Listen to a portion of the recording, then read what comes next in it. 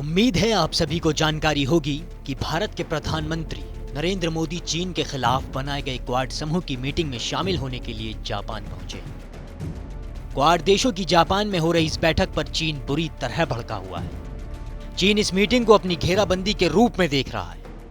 यही वजह है कि चीनी विदेश मंत्री वांग यी ने क्वाड देशों पर तीखा हमला बोला है। वांग यी का कहना है कि क्वाड को अमेरिका ने चीन को काबू करने के लिए बनाया है और उसका टूटना तय है।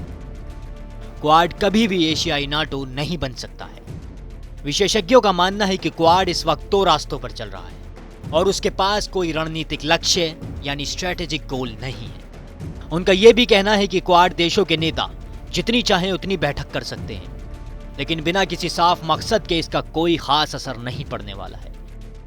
एक बातचीत के दौरान रक्षा विशेषज्ञ ब्रह्मा चेलानी ने कहा है कि क्वाड का असली मकसद ये है कि वो हिंद प्रशांत इलाके में अपनी ताकत का संतुलन बनाए रखे। चलिए अब आपको बताते हैं कि असली कहानी क्या है। फ्रांस के पहले शासक नेपोलियन बोनापार्ट ने 18वीं सदी में कहा था कि चीन सो रहा है, उसे सोने दो, अगर उठ गया तो तबाही मचा देगा। और नेपोलियन की यह बात अब सच होती भी नजर आ रही, क्योंकि ईस्ट चाइना सागर से लेकर भारत के लद्दाख तक की जंग की तैयारी में जुटे चीनी ड्रैगन ने हिंद प्रशांत देशों को धमकाना तेज कर दिया है। चीनी नौसेना जहां ताइवान के पास जोर शोर से जंग की तैयारी करने में लगी है, वहीं तिब्बत के पठारों में भी पीएलए की तोपें गरज रही हैं। मुश्किल की इस घड़ी में भी चीनी ड्रैगन पर लगाम कसने के लिए अमेरिका, भारत, जापान, ऑस्ट्रेलिया का बनाया गया क्वाड अभी दो रास्तों पर चल रहा है और उसे सूझ नहीं रहा है कि किस राह पर आगे बढ़ना है। और अब क्वाड देशों में जापान में शिखर बैठक करने से चीन आग बबूला है। चलिए अब आपको यह समझाते हैं कि कहीं चीन के सामने क्वाड फेल तो नहीं हो जाएगा। नवभारत टाइम्स में छपी खबर के मुताबिक भारतीय रक्षा विशेषज्ञ ब्रह्मा चेलानी का कहना है कि जब क्वाड बना था तब कई देशों ने इसकी कामयाबी पर शक किया था।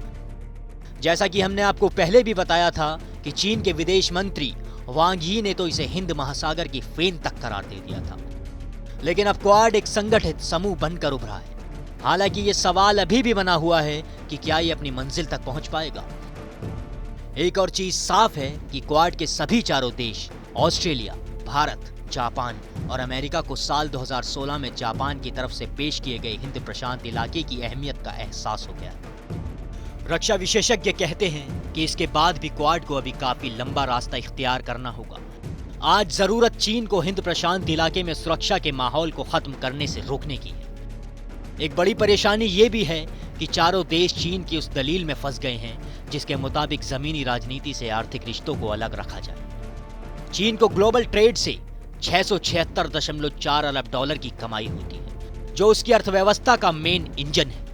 इसके बिना चीन की ग्रोथ रेट गिर जाएगी, वो भी तब जब चीनी राष्ट्रपति शी जिनपिंग निजी कंपनियों पर कड़े पहरे लगा रहे हैं। अगर चीन का ग्रोथ रेट गिरता है तो वो सेना पर कम खर्च कर पाएगा और हिंद प्रशांत इलाके में खतरनाक अभियान चलाने में पैसा खर्च करने की क्षमता कम हो जाएगी।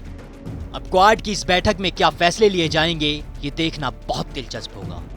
लेकिन तब तक के लिए आप इस खबर पर अपनी राय हमारे साथ जरूर साझा करें। बाकी देश और दुनिया की तमाम बड़ी खबरों के लिए देखते रहें TV9 डिजिटल हिंदी।